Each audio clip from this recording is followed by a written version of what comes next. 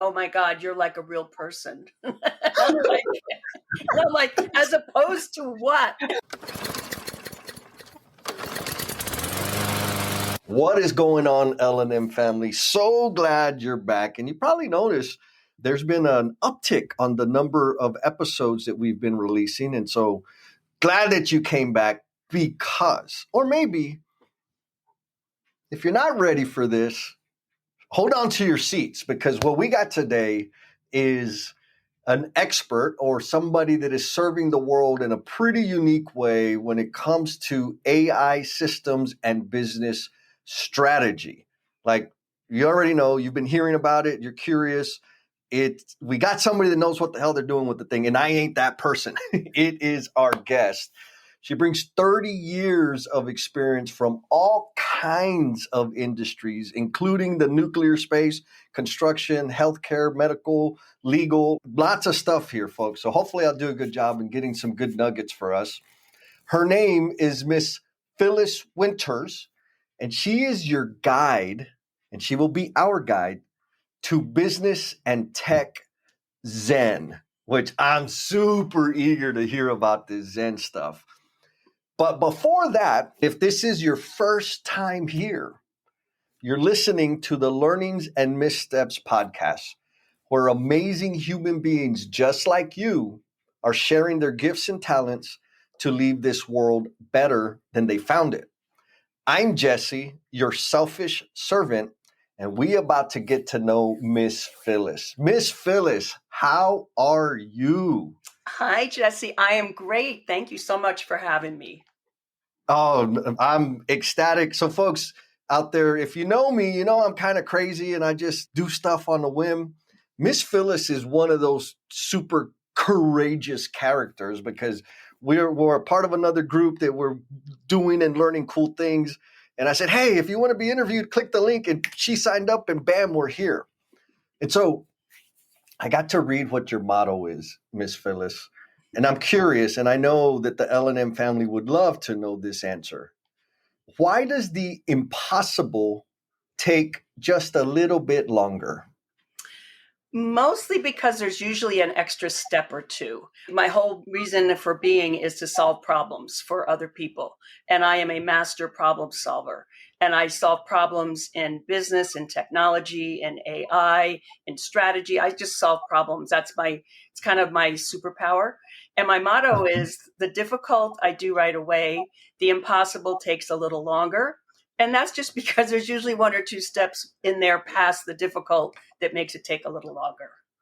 Oh my goodness. Okay, so we're going to talk some problem solving talk because I have a similar affliction.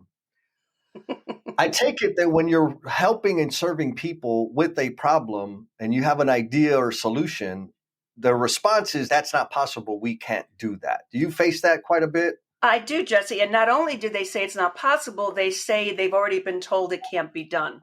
And when somebody says it can't be done, that's like waving a red flag in front of a bull. And I've like, over 30 years, I have never, ever had to tell a client it can't be done, ever. So when someone tells you it can't be done, that just means they don't know how to do it. Okay. And so what is it about problems? Because right now we're talking about problems generally. But what is it about problems that attracts you or motivates you to give them so much energy and effort? Well, it starts way back when I was very young. I'm the oldest of 6 children. I grew up in a very chaotic, toxic home. And as the oldest, I was the leader. I was the substitute mom. I was the problem solver. And the way we learned to cope was basically Phyllis learned to cope and taught the little ones that we can get through this. And I would always go for what's the worst case. And then we would prepare for the worst case. And then if it was just bad and it wasn't worst, we would go, woohoo, we have a win. That was great. So we kind of developed that mindset very young. And because I was kind of the adult in a lot of situations where I should have been the child, I learned how to just do a lot of things really early. And because of that situation, I'm the oldest and my sister is the next one, she was into dolls and she would play with dolls and she'd play house and she'd do tea parties and all that. And I'm like, I just changed diapers and I just did laundry. And I have no interest in playing house. But what Mm. interested me was puzzles. I loved doing puzzles. So she's playing with her dolls, I'm doing puzzles. And I think that was the first iteration of me realizing how good I was at solving problems. And then it just grew. And as I became a senior in high school, my father sat me down and said, "Hey, you got to get out of these college prep classes. You've got to take a typing class so you can get a job." And I just looked at him and I said, "No, I'm going to go to college." He goes, "No, you can't. We can't afford it." And I just looked him right in the eye and said, "I'm going to do it. I'll figure it out." And that was like really gutsy at that. I was 17 and he was Sure. kind of an iron fisted father. And he Yep. just looked at me and he goes, "Okay, well, you're going to wish you had a typing class." And in those days, I was blessed because you could get grants and loans and scholarships and college work study. And I was able to just cobble it all together. And I'm living in a little tiny town where I had never even seen an airport before. Oh, And all of wow. a sudden, I'm flying to a state to have an interview at a college. I paid for the airplane ticket. I ended up getting scholarships and loans and grants and things. And I went to college as the first person in my family ever to go to college. And then another problem was I came with the student loans. So at the end of Yep. my sophomore year, my advisor said, "Okay, so let's look at, oh, okay, so what, you're in computers?" He looked right at me and he goes, "There's no jobs in computers." And parenthetically, what he meant was for girls. And I Right, just, right. my face drained white. And I went, "Oh my God, I have school loans. Where's the money? What do I have to, where can I make money? I've got to be able to pay them back." And he said, "Well, accounting." And I went, "Oh, good. I'm a math person. Numbers are numbers. I can do accounting." So I did a 4-year accounting major in 2 years because I needed that. I love accounting and I am a CPA. I retired from active CPA-dom, but you have Yep. that knowledge forever. And that was kind of how I justified it to myself. I was like, well, whatever I do, every business needs accounting. So this isn't Yeah. all bad. Yeah. Back And up. so that's Yep. how I got into that. But I had majored in computer science and he told me, "Oh, there's no jobs there." So that was Yeah. two major problems in my life solved. And so by then it was just second nature to me. I didn't realize that it was a special gift. Oh my goodness. So thank you. Big rocks, like life experiences that are evidence that not like other people have the same experience. And what I mean by that is a less than supporting and motivating parent, short-sighted or narrow thinking of people that should be supporting you and helping you. And then we'll just say premature, massive responsibilities, meaning before you're even like biologically ready in terms of brain development to be caring for others, right? Like when you were a young lady, you had your 5 siblings that you were kind of the responsible one for. Right. These are common human experiences. And the reason I want to point that out is for like the L&M family member out there listening to this, like you're not alone, man. It's tough, sure, but you're not alone. Now, going back to that early thrown into the fire, figure something out, make a decision, and if it's better than worse, we're It's good. ahead. I think I love that, right? Is it better than worse? Because Yes. some people might say, well, that's low standards. Like, sure, depending on where you are on, well, I'll just go and say on the socioeconomic status. Because when you're broke and hungry, better than worse is pretty damn good. Exactly. Exactly. And so understand, like, what was it about that helped you? I'm going to call it like a callus. You kind of built a shell that helped you not get distracted without or by missing perfection. Because better than worse is not perfect, but it's progress. And I don't even, Jesse, I didn't even look at it as progress. I looked at it as we got through another day. So it wasn't even like I had a specific goal. The goal was to get us all through today with nobody getting beat up, nobody getting hurt, nobody having no clothes to wear to school tomorrow, nobody going hungry. And when they were young, no babies in dirty diapers. So it was like a day by day thing. I did not Hmm. have a long term plan at that point. When I Right. was 7, I was the oldest of 5. And so my days were full, and I was going to school, and I'm pretty smart cookie. So I was doing really well in school. And luckily it's kind of faded as I gotten older, but I had a photographic memory in those days. So I could just read the book, and I knew, and I didn't have to study, thank Easy. God, Yeah. because I didn't have a lot of time to study. But I didn't realize it was a thing, Jesse, until I got Right. older. And then all of Sure. a sudden, when everybody's saying, like, how did you do that? I'm like, how would I not do it? Because I felt so much dependence of my siblings that, like, somebody's got to drive this bus, and you're the older one, so it better be you. It was their attitude. So it wasn't a long-term plan at all. It was just a daily survival. Well, thank you. And I think that's ultra, ultra important because I know, and where you're at today in this universe is evidence that sometimes day by day is what it is, but it's like the value of that. It's an enormous number of repetitions to discover and we'll say embrace the fact that you can figure it out. And so then looking back, and I'm sure this wasn't what was going through your head, right? Because similarly, you and I have very similar paths. But I can look back and say, hell, I've worked through tougher stuff. Like I figured it out. Then when I kind of had that realization, then it was like, okay, I can be thinking more than just today. I can think about the next 3 days. I can make decisions that have broader impact for a week, for a month, for a year. But the foundation is the evidence that I can overcome the challenge. We want to do the L&M family member shout out. And this one goes to my buddy, Mr. Jim Gontorius. Jim, you've been a massive and fierce supporter of a lot of the things that I get my hands into. And I appreciate you taking the time to make this comment. Jim says, I don't know how you do all the things that you do. We can't thank you enough for what you have done, not only with the last event, but over the last couple of years. Without the do the damn thing thought in my head, Breakthrough Builders may have never happened.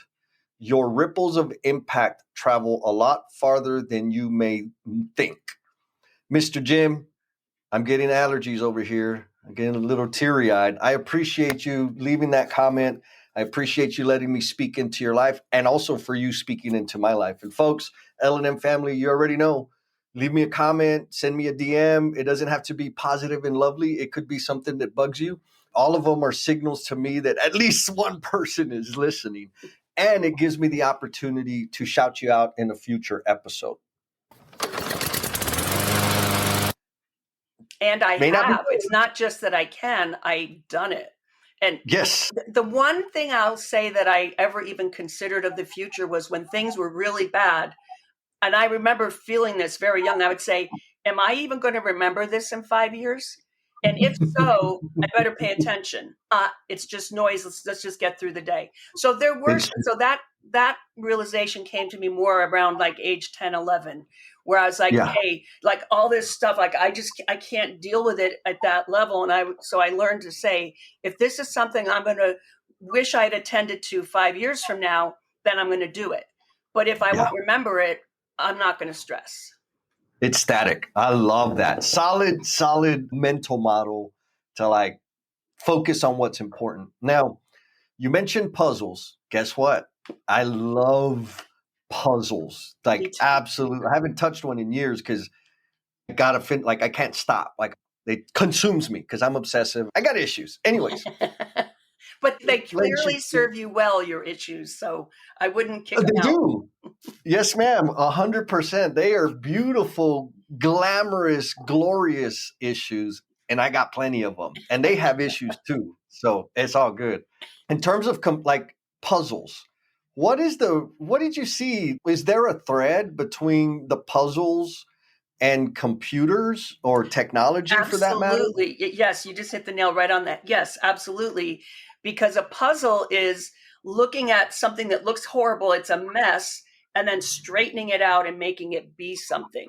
And and I loved programming like from high school. Our first computer in school was in my senior year, and I started programming in high school.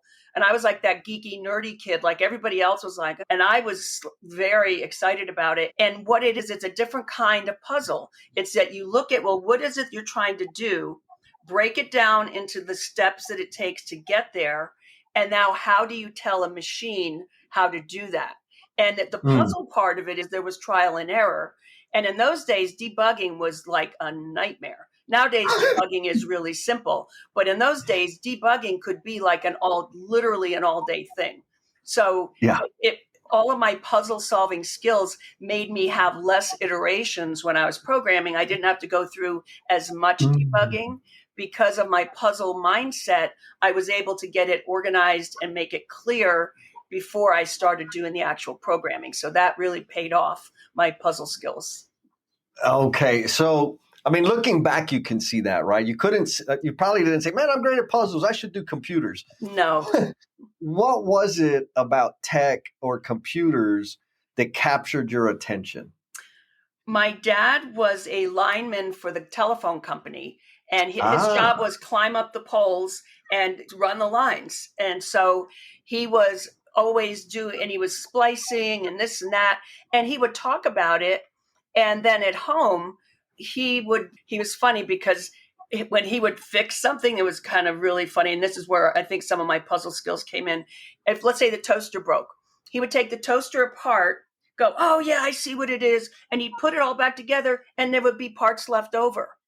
And I would look at him and Mm. go, Dad, what are these? And he'd go, you don't need them. Really? So That's not important.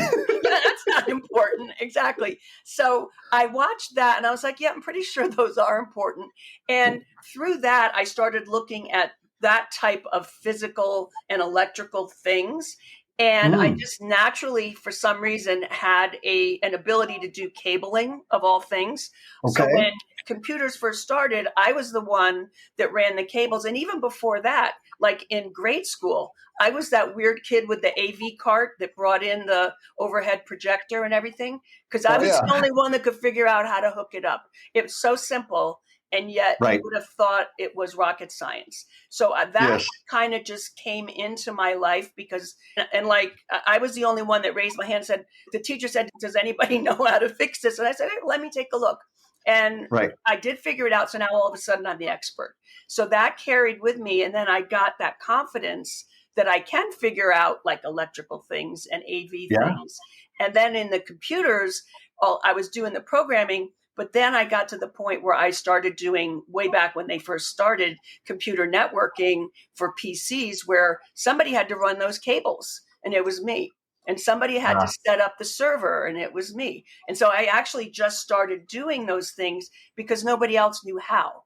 And that was when I yeah. started my first business. I was 27 and I was freaking out. And I said to my husband, I said, but I don't really, I said, I only know a little bit. And he goes, Phyllis, it's so much more than anybody else knows. So what you think is Yes. a little bit, to them, they think you're a genius.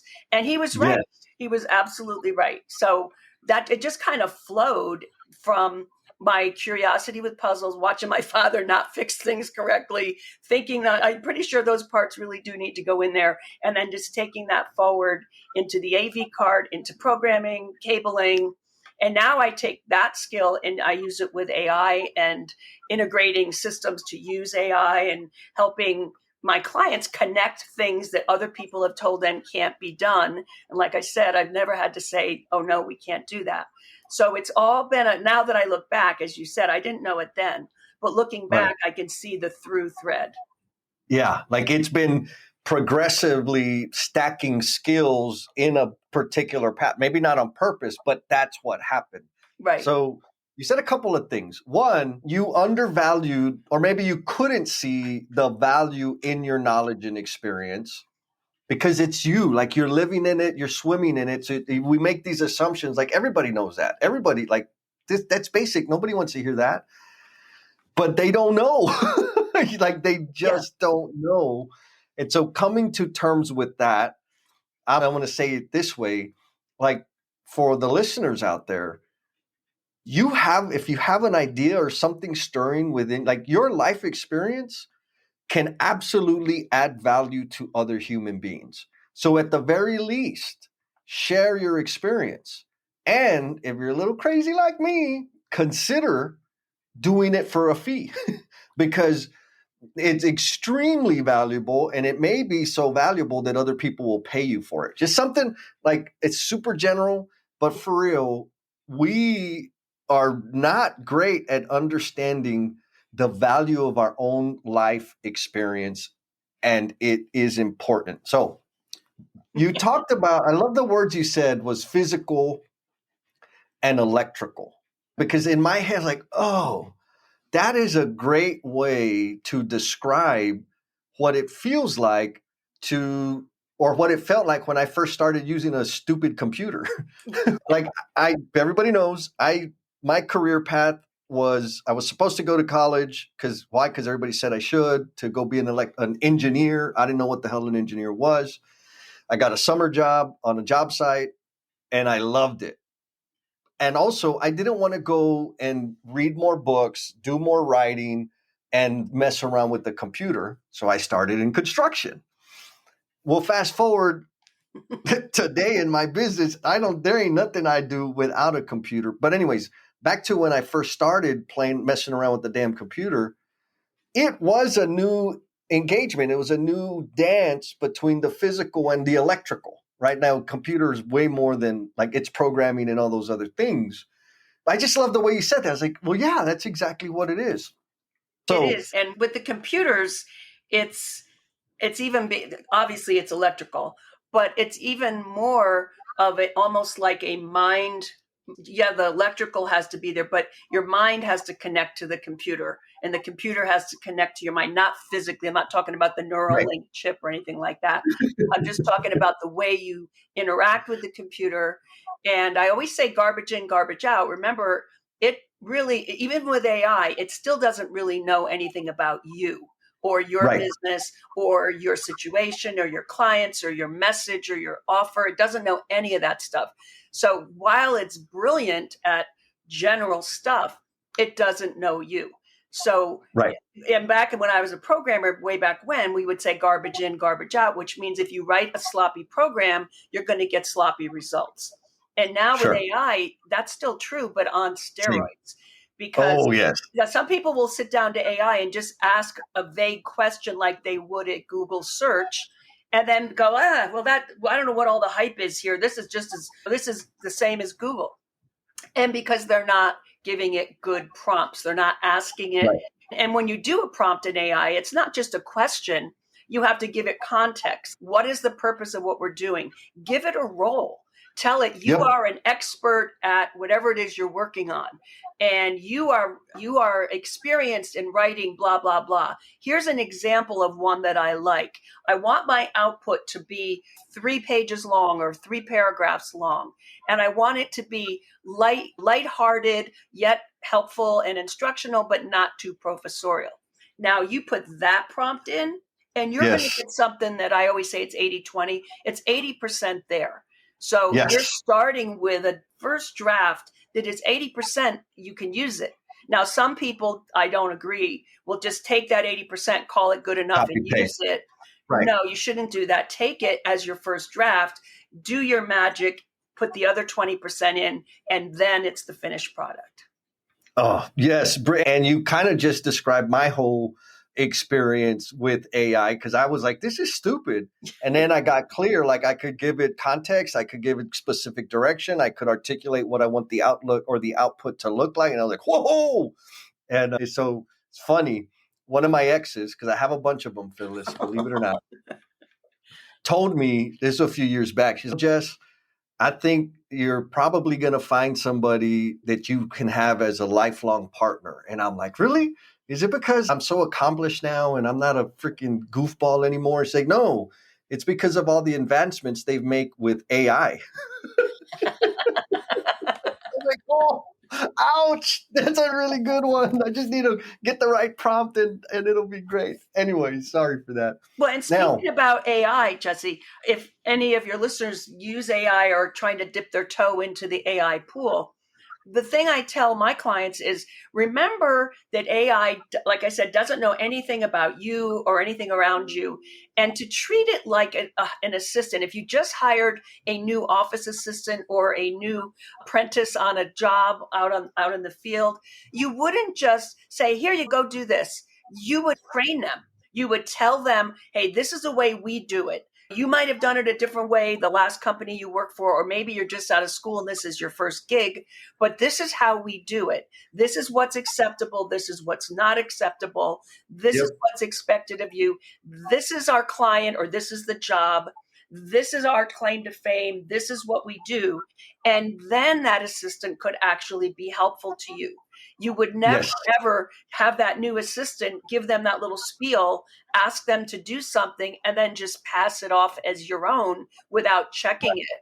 But a lot of people do that with AI. So my main mantra to people starting with AI is think of it as a new assistant, and how would you train that assistant if it was a person instead of AI?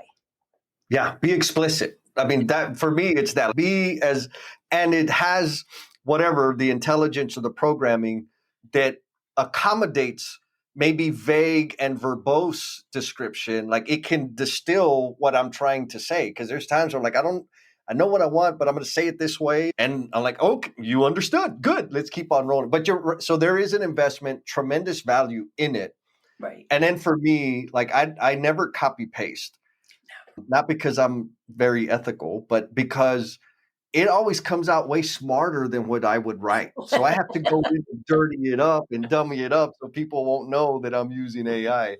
Now, But Jesse, you could actually, and I help my clients actually teach it your brand voice, to teach it to sound like Jesse. It's easier to do that, easier to do than you think. And once you do that, then it's going to be whatever you want it to be. And let's be honest, sometimes you, depending on if you're making a presentation to an audience of people, you know where they're coming from, it can be at their level. If you're yes, doing it to high school students to talk about opportunities in the trades, you would tell it. And I wouldn't even say put it at the high school level, because some of those students in high school may not have the same reading and comprehension as everybody. So yep, say do it at the 8th grade level. So yep, depending on who your audience is, you can tell it. And I'm not going to call it dumb it down, because it's not really dumbing it down. What it is, communicating at the level yes, of your audience. So that's you what. got it. Yeah, make it easy for everybody to understand it, 100%. Yeah. Now, what I'm picking up on what you've shared so far, Ms. Phyllis, is that you're always kind of on the front edge of things, the leading edge.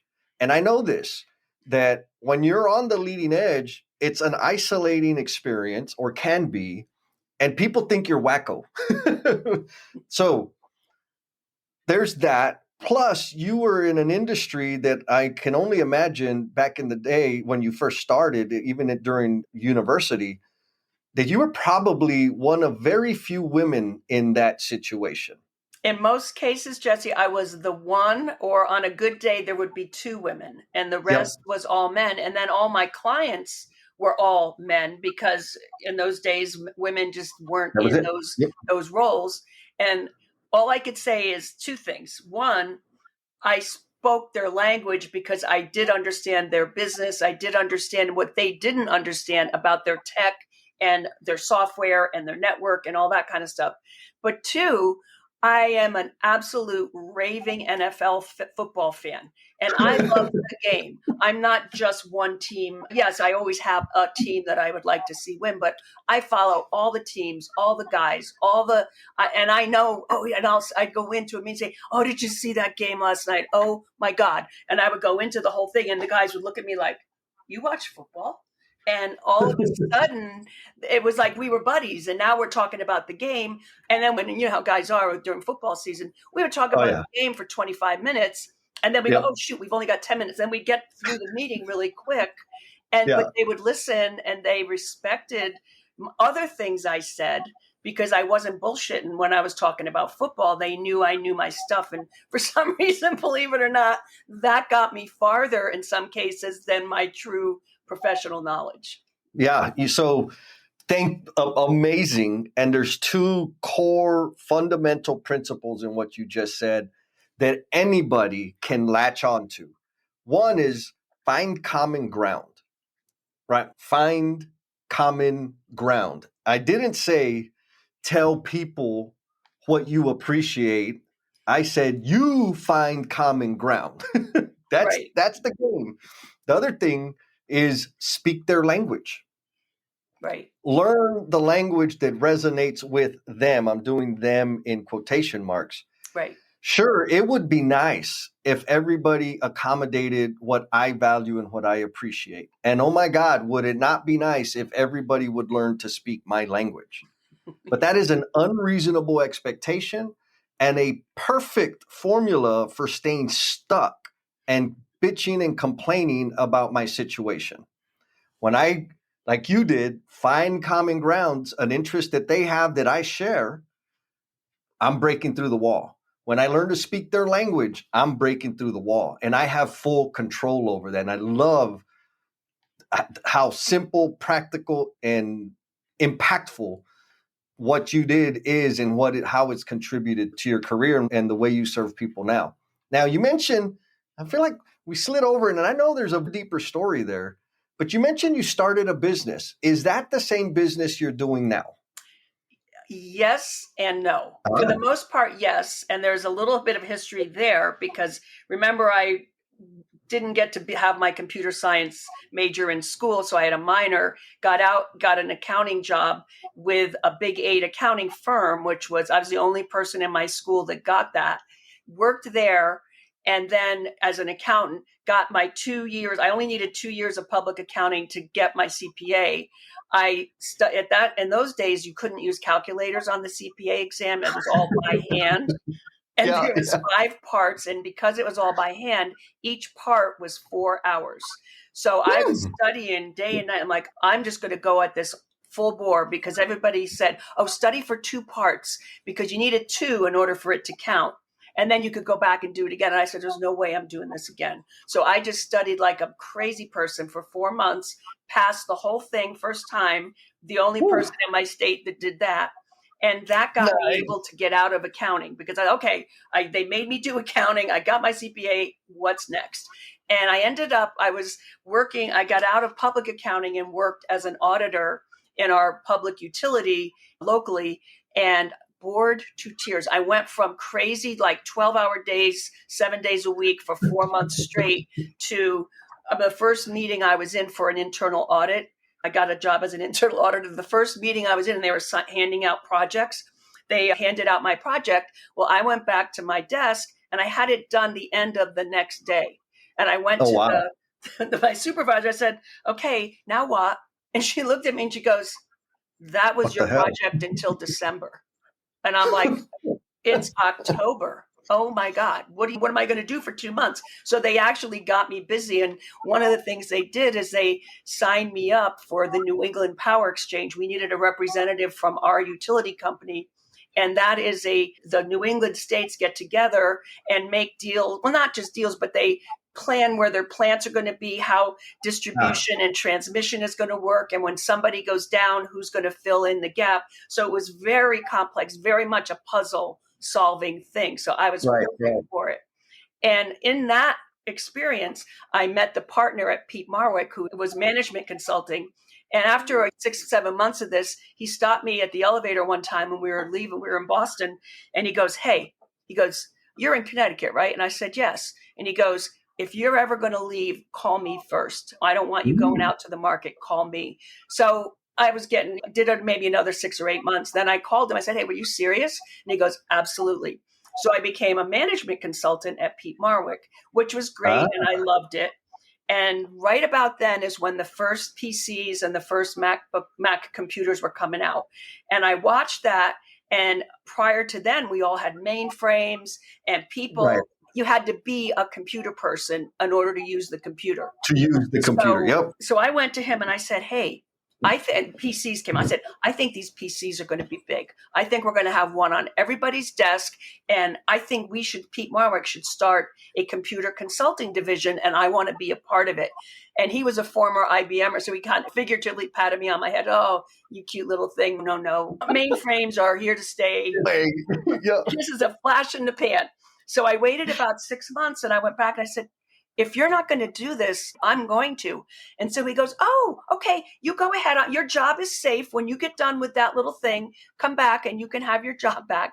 Well, that was decades ago, 30 plus years ago. And here I am. So that through point was the same business. Now I made the terrible mistake. Another one of those lessons learned and missteps Oh yeah. is I was doing all of the programming and the software, and the computer networking came out, and I was doing the cabling, and I was doing setting up the servers, plus doing the accounting, plus doing the programming.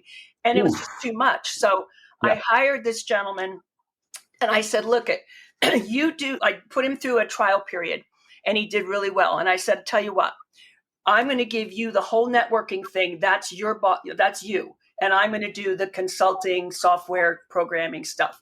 And I gave him 50% of the business, which was such a mistake. Ooh. So fast Yeah, but forward, in the that was moment, you just know. talk about a misstep. That was like Yeah. going off a cliff. Very big mistake. And anyway, fast forward 10 or 15 years later, and now he's decided he doesn't need me anymore because I don't do what he does. Well, I hired you to build that. And Right. Anyway, long story short, he bought me out. I moved out west. We were been in Connecticut, and now I went into the online world. So yes, I kept my Connecticut clients, and I had another client in Rhode Island, and I still worked on them remotely. So it is the same business, but now I do those clients, but it's all remote, and now I do a lot online. So I have clients all over the world.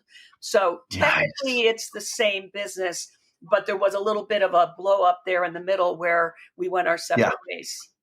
Well, and thank you for painting the whole picture, because it's another like data point of how success is not a straight line, right? And what I love, if no one's ever told you this, shame on them. But I love your outlook and energy and spirit about all of it, because you have a lot of good excuses for being pissed off and bitter. But that is not what's coming across over here, sister. You're like, okay, problem. It may not be better, but it ain't worse, right? Let's just see. That's exactly right. That pat on the head, like I've experienced it, and it pissed me off. But you can't, it could be fuel, but it's dirty fuel, right? You had a partner, you went and started your own business, you saw a space in the market, you said, hell yeah, I'm gonna go do it. You did it, you did all the work to freaking bring it to life, and then needed help, brought somebody in to help, that you brought them into the thing you created, and then they took it or whatever. Well, they took that part of it and decided they didn't need me anymore because that wasn't my thing. No shit, that's not my thing. That's why I hired you. I hired you, fool. Yes. And so, but you've continued to okay, what's next? And folks, for you guys listening out there, whenever you're feeling down and feel like, oh my God, this is only happening to me, why me? Come back and listen. Just replay the past 3 or 4 minutes, because you ain't the only one, and you don't have to be sour about it. Phyllis ain't. Oh. So what's interesting to me is we've talked a lot about your technical expertise and the way you see problems and appreciation, and we'll say, what's the word? Accomplishments with regard to tech. But you also have this very relatable, engaging human personality, which is extremely, at least from my experience, it's a very rare combination. Has anyone told you that before? Yes, they have. And again, like you said earlier, it's always been me, so I don't realize it's unusual, because that's just the way I am. But I have had many clients say to me, oh my God, you're like a real person. I'm like, as opposed to what? As opposed to C-3PO, I guess. Yeah, exactly. Oh, that's hilarious. Well, hopefully this will help, Phyllis, because most people, I get the opposite. They're like, man, you're a freaking robot, Jess. Oh, I'm trying here. Anyhow, so you had the deal. The guy said, I want my thing. He bought you out. And then you dove into the online world. Is this when the business tech Zen awakening happened?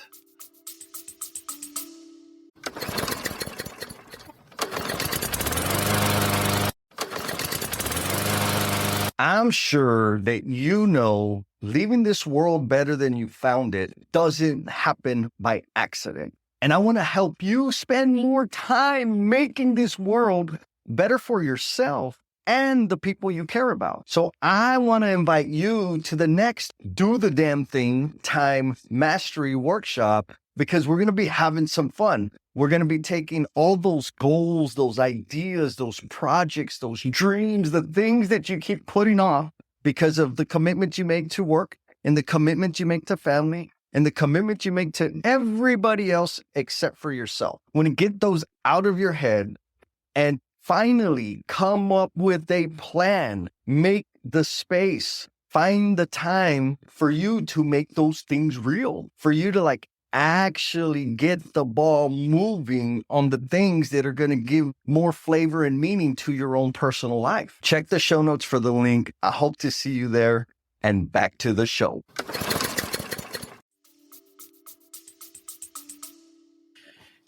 Really, that was the embryonic stages, because my first online thing, all I really did was take my consulting projects for tech and IT and programming and accounting and just do the same thing I had done brick and mortar and do it online. Got And it. so that was just continuation of what I've always done, just in a different way. And then I had got into a program where somebody convinced me that, oh, this dollars for money thing, you shouldn't be doing that. You need to do a group coaching thing. I'm like, but I don't really coach. I do coach my clients, but that's not all I do. Like, I end up doing coaching as part of the project. So anyway, I took that bad advice, spent a whole year trying to build this group program, mastermind, blah, blah, blah. Discovered what I kind of knew, but I guess I needed to have it hit me in the face, is what I do with people's systems and their strategy and their intimate parts of their business. It's not suited to group. It's not, no one is going to tell Yes. me the honest truth about the terrible things that are going on in a group setting. They don't want to admit it in public. Whereas one-on-one, oh my God, my husband is a retired mental health counselor. And all through our life, I'd come home from work and he'd say, oh my God, you did more counseling today than I did. Because people would, I guess going back to the personality thing, people would just relate to me and tell me their worst secrets. And I knew everybody's kids' problems, everybody's marriage problems, everything. And we would just be chit-chatting. I'd be doing my work and we're chit-chatting. Yep. So I just got to know them. And I should have known that when I started this group coaching thing, but I didn't. I should have. And then, so that petered out, and that was last year. This year, or the end of last year, I said, you know what? I'm going to go back to my project thing with the idea that there are certain things that I find myself saying to every single client. There's training things or Q&A things that I can do in a group setting that is appropriate in a group. No one's going to be embarrassed. No one's dirty laundry gets aired. So what I've finally come to, and here's the business and tech Zen part of it, is most people are scared to death of tech, scared to death of AI. They get anxiety and tension and stress when they think about it. And I always say, hey, no, it's going to be good. And I talk them off the ledge. And by the end, like you said, they go, oh, you're so easygoing. You make this was so hard and you make it seem so easy. It's like, I feel peaceful about tech. And they'll say to me, I never thought those words would come out of my mouth. So then I came up with the business and tech Zen, because tech Zen, because the computers are less stressed, and business Zen, because I do the strategy and the structure and accounting. I don't do the accounting, but I make sure they know what they need to keep track of. And if they need help setting it up, I'll help them set it up. But so I take all those two things that are really stressful to people, their business and their tech, and I make it not stressful and I make it fun. And everybody says, oh my God, I never thought I'd say, A, this is fun, and B, I feel so peaceful. Wow. So again, it's another layer, like that puzzle. You keep tinkering on this immaculate puzzle. What I think is profound and maybe ultra, the superpower, you've said it multiple times, your superpower is, I didn't start a business because I understand every damn business concept and I wanted to exercise them and make them better. No, I started a business because I wanted to serve people a certain way. And then I had to learn all the other crap, accounting and taxes and billing and business development and marketing. In order for me to serve the way I want to serve, I have to learn this, or maybe not even learn it, but like make my way through it. Well, Same you part. have to at least use it, Jesse. Maybe you don't need Correct. to learn it to develop it, but you need to learn Yep. how to use it. Yes. And the same thing with tech and now AI. And so what I'm getting from what I've heard you say is I got my business and I love doing my work. I love delivering the service or the product or whatever it is. But man, I know that this business stuff, strategy, all operations, tools, SOP, whatever, and AI and tech, I know I need that. I can come to you and say, Phyllis, I'm a ding dong. Here's my problem. Can you help me? And you'll let me just, Well, the oh, answer is A, you're not a ding dong, and B, of course I can help you. And like I said, I've never had to tell a client it can't be done ever. So whatever someone might have told you can't be done, or you don't understand, or you wouldn't be asking, I call BS. If you can think it, we can build it. damn, that's what I'm talking about. Oh, so again, a lot of parallels. What I get is sure, Jesse, in a perfect world, right? Yeah, that works in a perfect world. Yes, we'll accomplish that in a perfect world. And my response is no, not a perfect world. In the world that we are creating. Like, you Exactly. always take something to sound like, man, like we're gonna make it happen. We can figure it out. We can make it happen. Now, I'm not an AI guy. I'm not a tech guy. I can hook up a monitor to my computer. I know how to plug in the HDMI cable, and that's about the extent of it.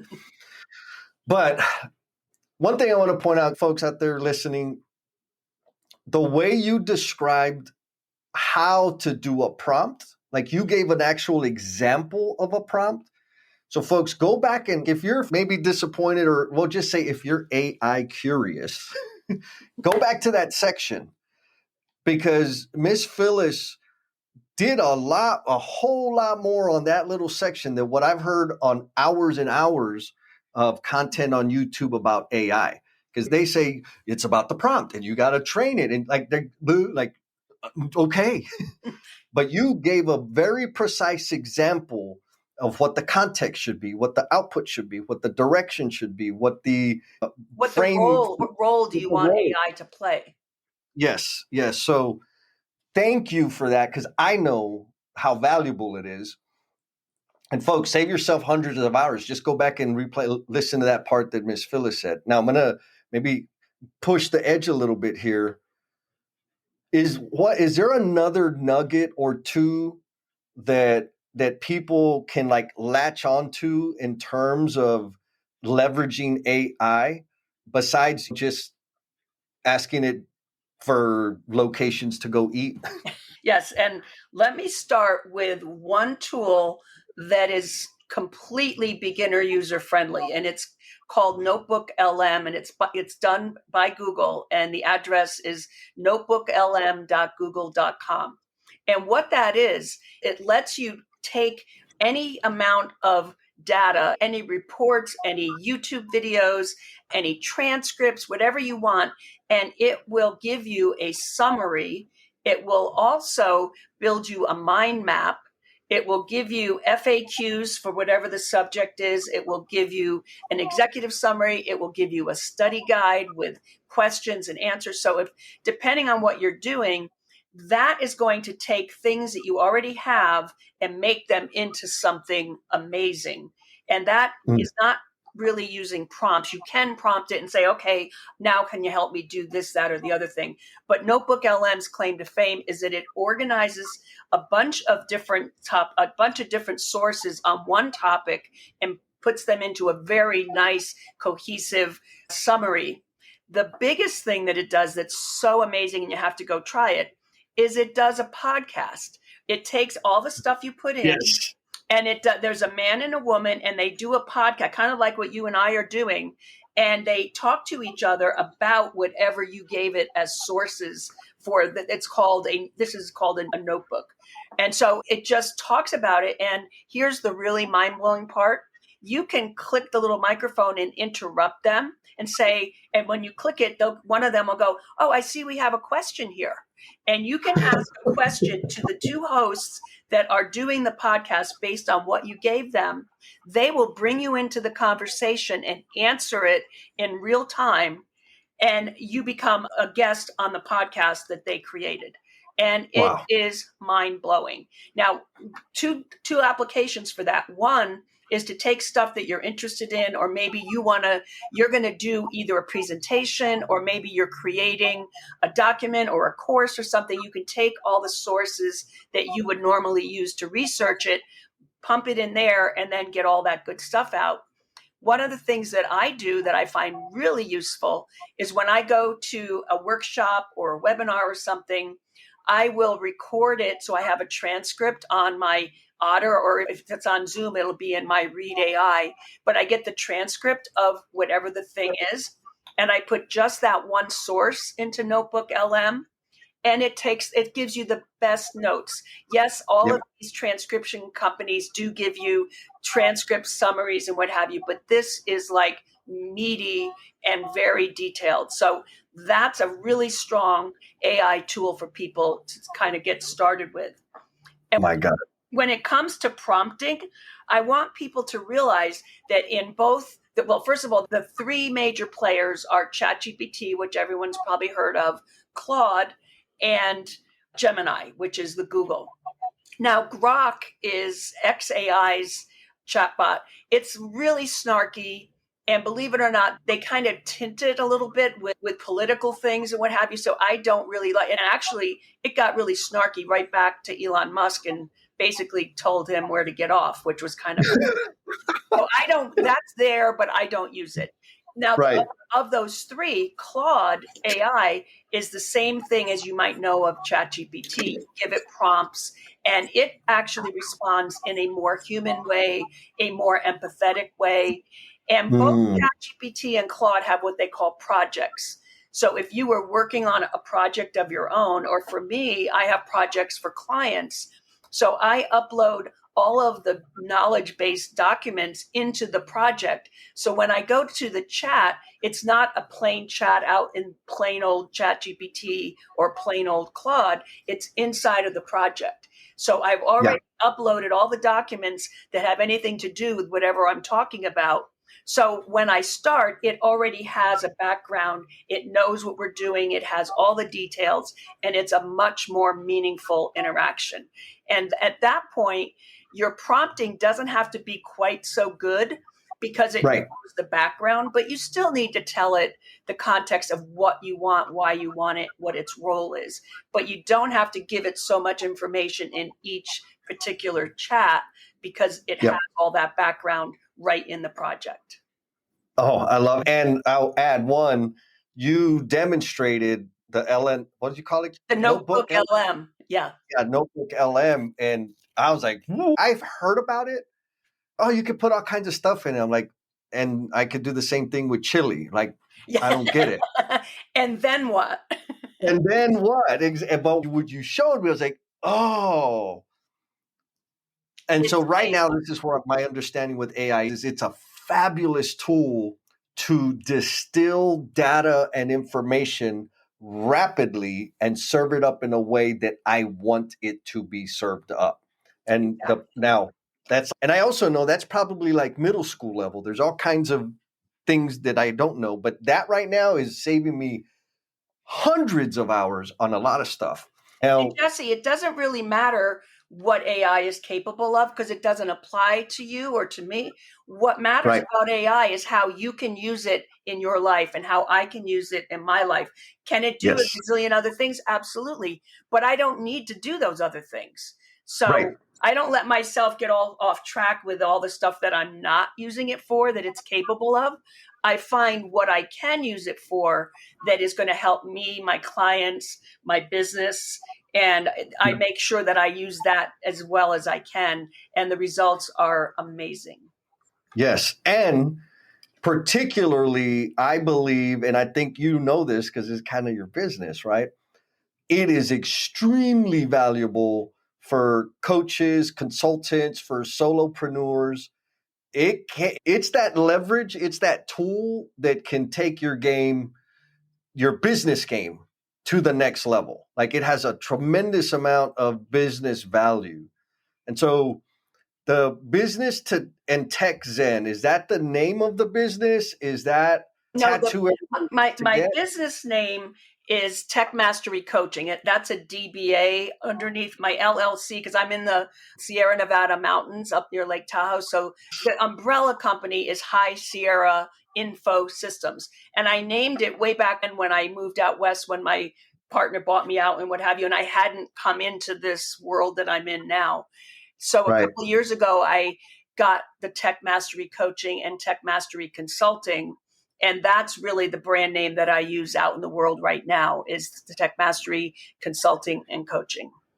Nice. So is there a particular audience that you love to serve that also gets great results when they spend time with you? The type of clients, and this is from 8 years of effort here, the type of clients that I really enjoy the most and I think get the most out of working with me are business owners who are ready to go to the next level.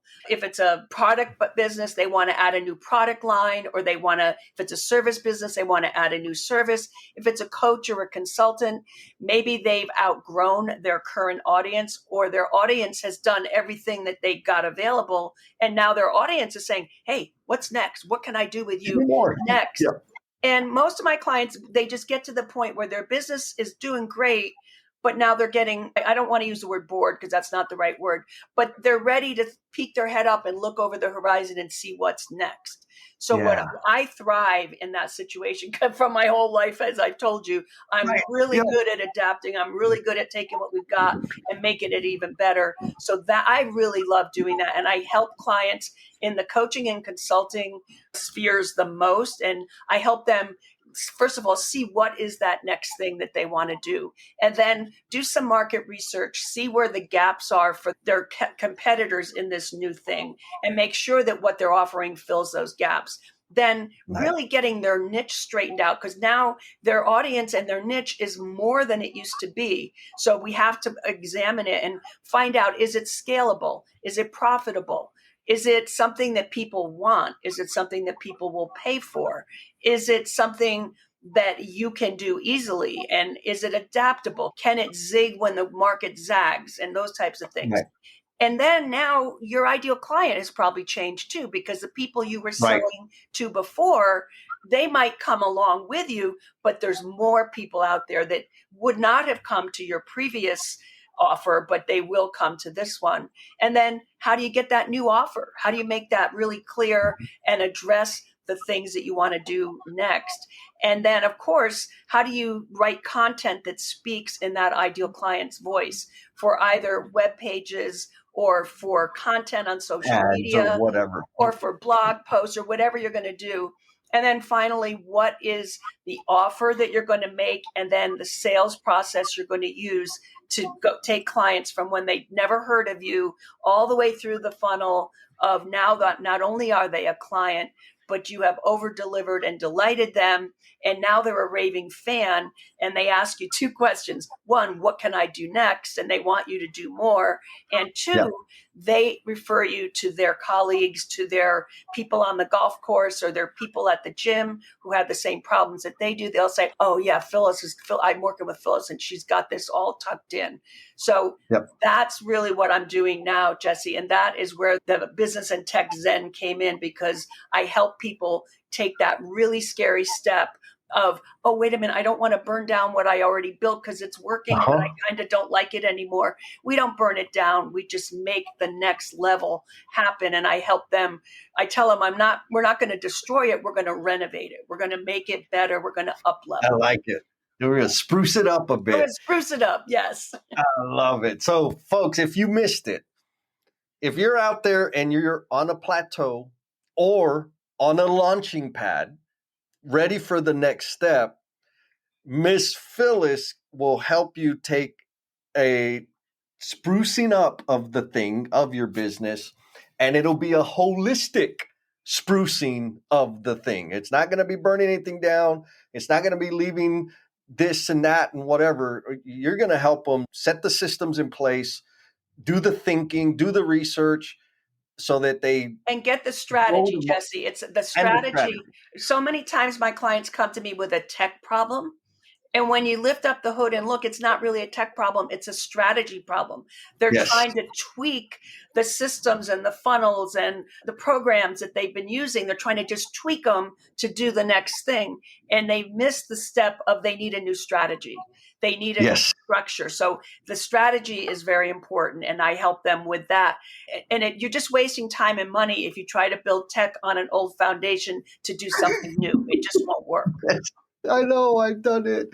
Oh, my goodness. All right. So are you ready for the Grand Slam final question, Ms. I Phyllis? am. Hit me with it. Oh, I'm so excited because just your whole journey of having massive responsibility as a very young girl down a career path that very few people with your situation have been through, and the way you're serving now, you evolve so rapidly and with such an amazing attitude and energy about it. I think your answer to this is going to blow some people's socks off. So here we go. What is the promise you are intended to be?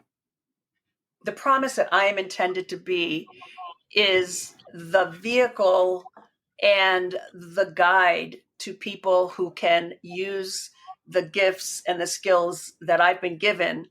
And going back to your ripple thing, I think what I am is I am that pebble that goes in and the ripples go out, and I help my clients, then they help their clients, et cetera, et cetera. So that's what I see my role as, is helping other people so that they can help other people. And I have a whole big basket of skills that I can help people on, as you said, a holistic level. I can help them do everything, and they don't have to have a finance person and a tech person and an AI person and a strategy person. I wear all the hats, and that lets me be more effective. And it's easier and less expensive for my clients because it's all in one place. And I get to make that impact on their world. And I know then they're making impacts, and it just goes out to the universe. Oh, I love it. Changing the world, one world at a time. You're the vehicle. You're the boulder dropping into the lake, creating massive ripples. Miss Phyllis, thank you so much for your generosity with your experience and sharing your story. Did you have fun? I did, Jesse. This really was fun. And you get a little nervous when somebody says, "Oh, podcast," but this was just like a conversation. I feel like we're just sitting out in the backyard talking. So it was really fun. Thank you. Oh, so awesome. Thank you for sticking it out all the way to the end. I know you got a whole lot of stuff going on. And in appreciation for the gift of time that you have given this episode, I want to offer you a free PDF of my book, Becoming the Promise You're Intended to Be. The link for that bad boy is down in the show notes. Hit it. You don't even have to give me your email address. There's a link in there. You just click that button and you can download the PDF. And if you share it with somebody that you know who might feel stuck or be caught up in self-destructive behaviors, that would be the ultimate. You sharing that increases the likelihood that it's going to help one more person. And if it does help one more person, then you're contributing to me becoming the promise I am intended to be. Be kind to yourself, be cool, and we'll talk at you next time. Thank you for sticking it out all the way to the end. I know you got a whole lot of stuff going on. And in appreciation for the gift of time that you have given this episode, I want to offer you a free PDF of my book, Becoming the Promise You're Intended to Be. The link for that bad boy is down in the show notes. Hit it. You don't even have to give me your email address. There's a link in there. You just click that button and you can download the PDF. And if you share it with somebody that you know who might feel stuck or be caught up in self-destructive behaviors, that would be the ultimate. You sharing that increases the likelihood that it's going to help one more person. And if it does help one more person, then you're contributing to me becoming the promise I am intended to be. Be kind to yourself, be cool, and we'll talk at you next time. Peace.